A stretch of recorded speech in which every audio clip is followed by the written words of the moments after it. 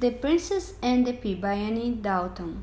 Once there was a prince who was as handsome as any prince could be, but he was also persnickety prince, the kind of young man who likes everything just so.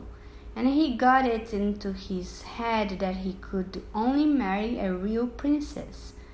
He knew perfectly well that a real princess is as rare as a unicorn, but this didn't put him off, not at all. "I'll just search high and low until I find one," he said cheerfully. So, with two friends for company, off he rode into the wide world to find a real princess to be his bride. Now, on his travels, as you'd expect, the prince met dozens and dozens of princesses. But whenever he made up his mind to marry one, right at the last minute he'd change his mind again and decide that this princess wasn't a real one after all. His friends couldn't understand him.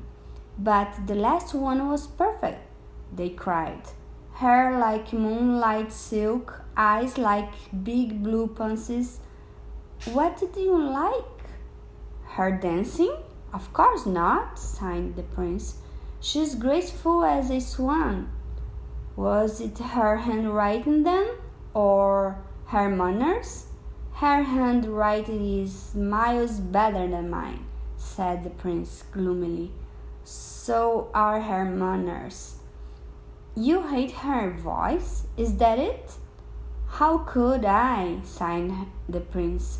"Her voice is as soft as a dove's, exactly how a princess's voice should be."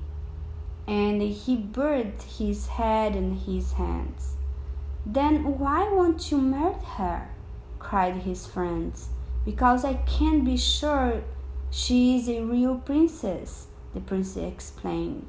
So the prince and his companions rode sadly home.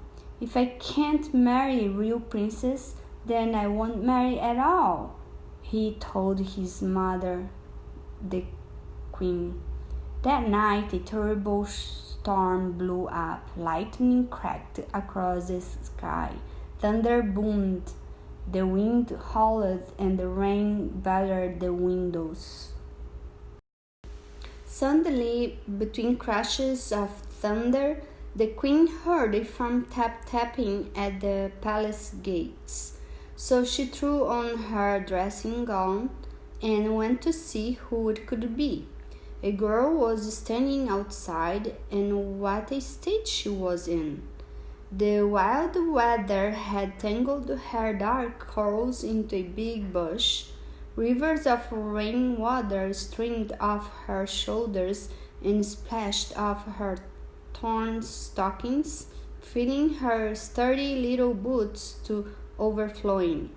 And every step she took made a sad squelch like a frog in a ditch. Squish, squash. The queen nearly fainted when this sorry-looking creature said she was a princess who had lost her way in the storm and asked to stay the night. "She sounds unusually firm for a princess," thought the queen, "not a bit like a dove." The girl wasn't especially graceful either, but marched sturdily across the threshold in her soggy boots, squish, squash, and hung her dripping knapsack on the hook in the hall, just as if she lived there.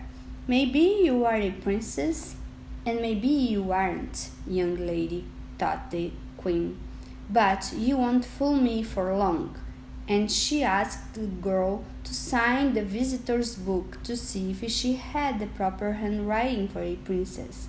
But the girl shivered so hard that the ink spluttered out of the pen in one big blot. "Never mind, some soup will warm you up," said the cunning queen. And she heated some cabbage soup left from the servants' supper and gave it to the girl with a lump of stale bread. Instead of nibbling daintily like a princess should, the girl sat down at the kitchen table and hungrily spooned up every last drop. She even polished the bowl clean with her crust. When she'd finished, there was a splash of soup in her nose. "That was the best soup I have ever tasted," she sighed.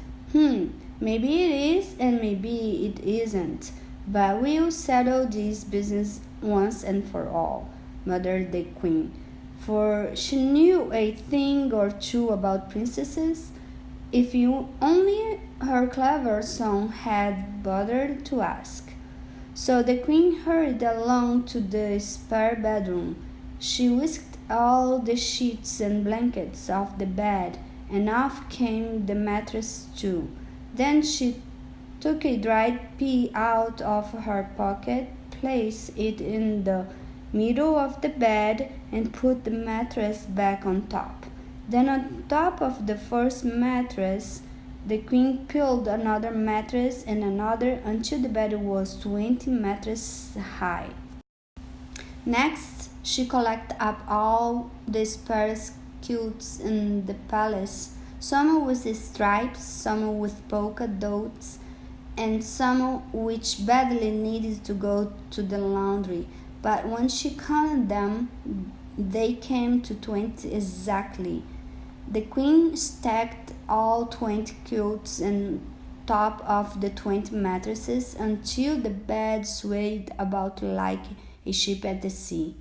At last the girl took off her boots and clambered sleepily onto this huge, high, swaying bed, and the queen blew out the candle, snuff, and left her alone for the night. Next morning the queen asked if she had slept well. But the poor girl was as pale as a ghost. "Not a wink, I'm afraid," she complained. "Something was sticking into me all night. Look, I'm bruised all over." When the queen saw that the girl had felt a tiny pea digging into her through 20 mattresses and 20 quilts, she knew she must be a real princess, after all, and ran to tell her son that the search was over. Only a real princess had a skin so delicate, she told him. "A real princess at last," he gasped. "Then if she likes me, we'll marry at once." So the prince married the princess.